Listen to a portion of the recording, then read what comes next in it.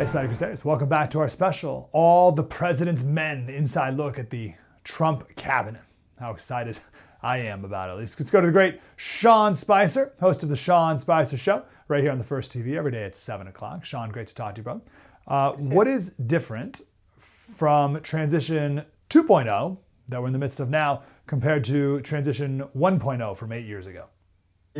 Funny, I was just looking at my camera at 2016, the Army-Navy games coming up this weekend, and I was going through the photos, and it's obviously there was time at Bedminster and Trump Tower, and so I was going down memory lane as we were getting ready for this. But I think there's three distinct differences: the people, the process, and the policies. What do I mean by that? The people that he's surrounding himself with, I know the media likes to call them loyal, but more than loyal, they're disruptors. In every single case, the people that he's bringing in are known disruptors, people that are going to challenge the status quo, get things done for the American people. And last time, Trump, frankly, was new to the game. He was trusting people when they recommended somebody to come into the administration. And in many cases, those individuals served themselves, not President Trump's agenda. On the process piece, you can have all the policies in the world, but if you don't know how to move the chess pieces around the board, it doesn't matter. You get blocked by the deep state, by the bureaucracy, by people who are unwilling to advance your agenda. And I think the one thing that has gotten sort of unsaid, untold, uncovered, Mike, is that the last 4 years weren't spent just hanging out on a golf course. The Trump team has been looking at policies and processes, right? So when you hear things about recess appointments, it's not just coming out of thin air. They've thought about how do we get things done, whether it's putting our people in place and how we're going to do that from day one, or how do we get these policies down the track? And when you look back on 2016, there were several instances where, frankly, we just were new to the game. And it's like a team, when they play someone for the second time, a lot of times they go, okay, we know exactly how they move across the field. We know where they send the ball or the puck or the ball, whatever, right? This time, I think Team Trump at 12:01 on January 20th is going to send Washington into a tailspin. So guys, I get this analogy of like, sometimes when you put the NBA All-Stars together as like our new dream teams, they'll like almost lose to like Kenya or something. And it's because they never played together. But I love your point. It's not just that they've been thinking about this since they won the election on November 5th. They've been thinking about this the last 4 years. So we're ready to play and it's go time. What do we need to know about the people? Because much has been said about the cabinet picks. But what do you know about the people that he is directly surrounding himself with, as chief of staff and the Stephen Millers and stuff like that, and how they're different and operating differently than in the past? It's a great question. So if you think about 2016, we basically had three power centers: Reince Priebus, who was technically the chief of staff, Steve Bannon, and then Jared Kushner. And so there were three teams that had different priorities. Not that they, always disagreed, but there were just different ways, different processes, different theories. This time, Susie Wiles is driving the train, right? And then she's got a structure under her of, I think it's 5 deputy chiefs of staff now, who are responsible for different areas. And then they build out from there. This is a much more focused team than we had in the past. Last time it was like Reese's peanut butter cups, like the chocolate fell into the peanut butter and everyone was trying to put it together. You had the team from the RNC, the team from the campaign. Everyone's trying to figure out how to work together. These folks have worked together now in many cases for years. They're coming in a much more cohesive way. You don't see gadflies like Omarosa joining the administration like we did last time. And I think they're going to be much more focused on the task at hand. Yeah, I love it. I see a theme here that people are not interested in themselves. They're focused on That's right. That's right. And that's the difference. A lot of people came in last time and thought, oh, I get the job. Now here's what I want to do. And one of the things that I've been reminding people who have some concerns about this nominee or that is that nominee is buying into the Trump agenda. Their goal is to understand exactly what the president wants to do in that particular area and execute. It has nothing to do with their personal agenda. Yeah, it's great. I'm thinking of the old Michigan football coach. It's the team. It's the team. Once you leave here, there'll never be a team again. I'll say this is your team. Fight for the team. Okay, how so? How so? That's that. I mean, look, when the Patriots were in their heyday, it was all about the team, right? There was no individual that was bigger than the team, even though Brady was an all-star. The idea was Belichick brought that sense of team.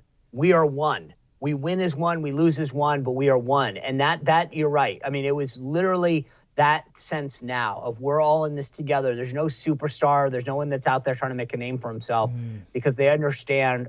They've seen the president in action. I think there's a big difference now once they've gone around the block a couple times. Yeah. Okay. You mentioned this before. What are some of the deep state hurdles that were successful? The hurdles were successful in the past that this time we're ready for and can just move around. So the first thing is people last time, when you have your own appointees that aren't on board, that makes moving the deep state around or the bureaucracy very difficult. And so this time it's by putting leadership in place.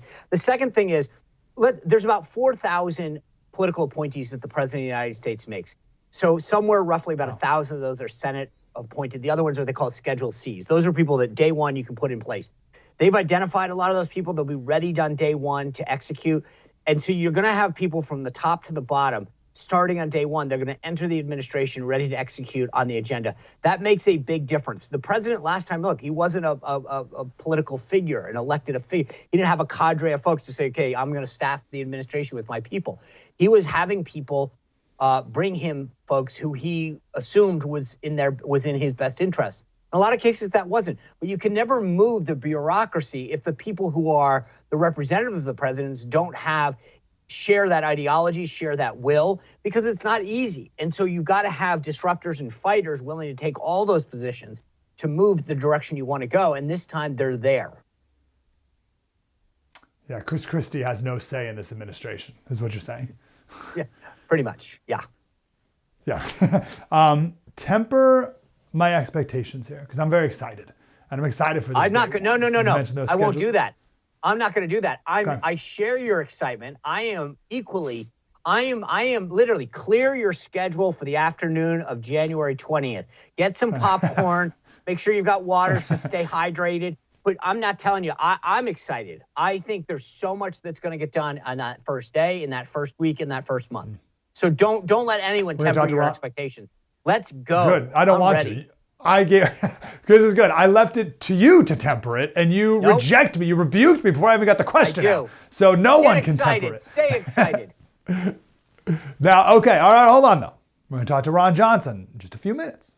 Okay. Now, the Senate is the world's great deliberative body. This is where the passions of the people go to die with the way things always have been, right? Are they going to cave all this whole thing, or are they going to follow through?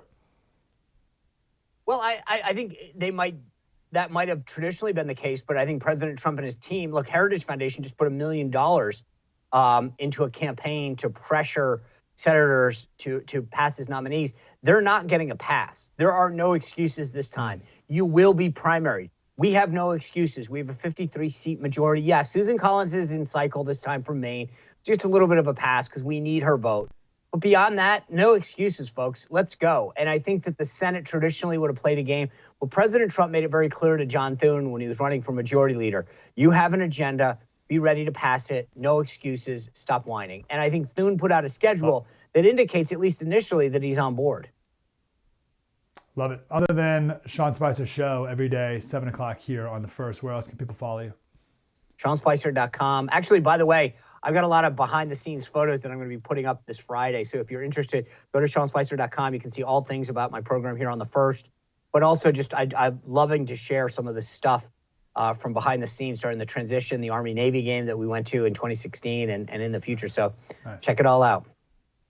We'll do it. What an exciting time. Sean Spicer, you're the man. Thanks, brother. Thanks, brother. See ya.